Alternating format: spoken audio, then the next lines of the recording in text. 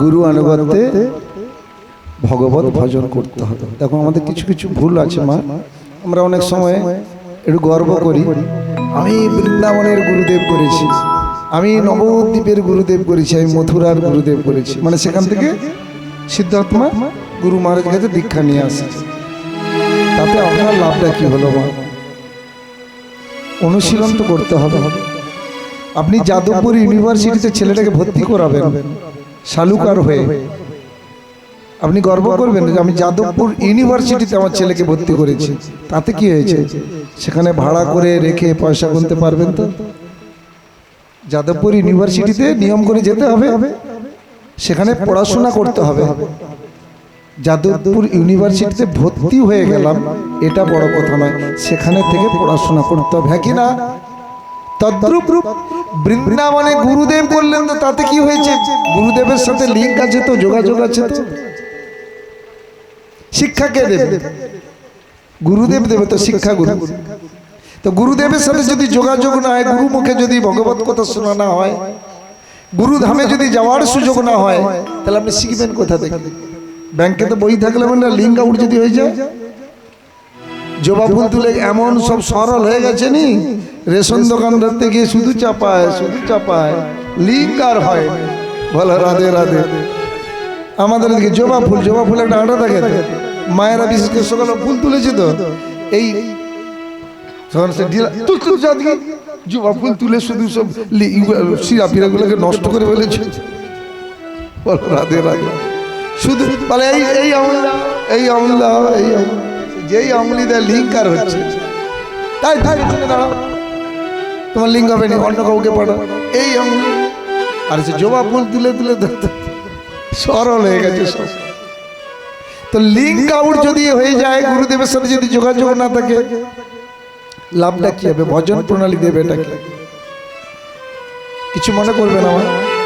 অনেকে করে কি, এই মালা নিয়ে অনেকের এদিকে কাপড় চোপড় খুব পরিষ্কার, কেশ বিন্যাস করেছে, অত ঝোলাটাকে এরকম চিমটি দিলে ময়লা উঠবে। বলে রাধে রাধে। দুটো জপের ব্যাগ রাখতে হয়, একটা পরিষ্কার করে ব্যবহার করতে হয়, আর একটা পরিষ্কার করে শুকনো করে রেখে দিতে হয়।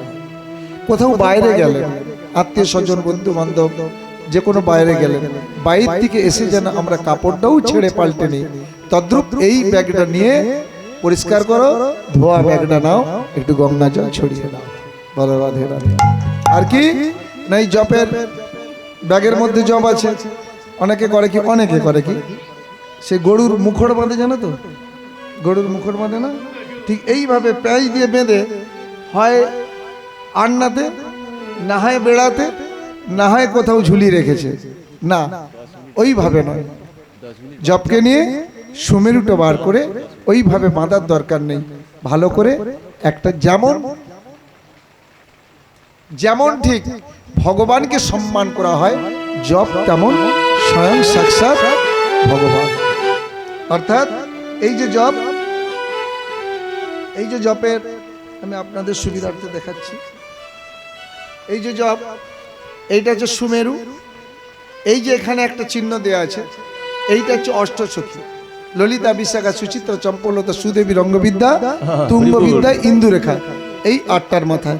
তাই এই সখীদের মধ্যে অষ্টসখী প্রধান। এই অষ্টসখীর আবার 8 জন করে সখী আছে। 8 আসতে 64, 64 যুক্ত 8। আর বিন্দাদুতি, বীরাদুতি, অরুন্ধতী এবং তুলসী মহারানী 4 জন, আর 1 জন হচ্ছে ব্রজরাজ নন্দন। এই হচ্ছে 108টা মালা। স্বয়ং সাক্ষাৎ স্বয়ং ভগবানের নাম এবং ভগবান অভিন্ন। এবং এই জপ যে যত সযত্নে, যদি জপ নিয়ে বাইরে বেরোনোর প্রয়োজন হয়, গঙ্গা জলের একটা জায়গা রাখুন, অন্য জলে নয়।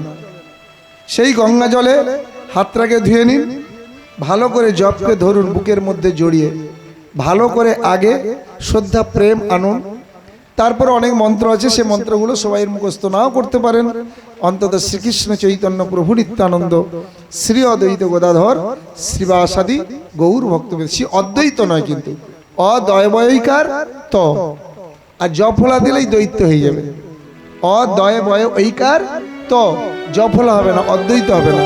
তাই শ্রীকৃষ্ণ চৈতন্য প্রভু নিত্যানন্দ শ্রী অদ্বৈত গদাধর শ্রীবাসাদি গৌর ভক্তবৃন্দ বলে প্রণাম করে, এটা তর্জনী বিসাউন্ড বলা হয়, তাই এটাকে স্পর্শ করার দরকার নেই।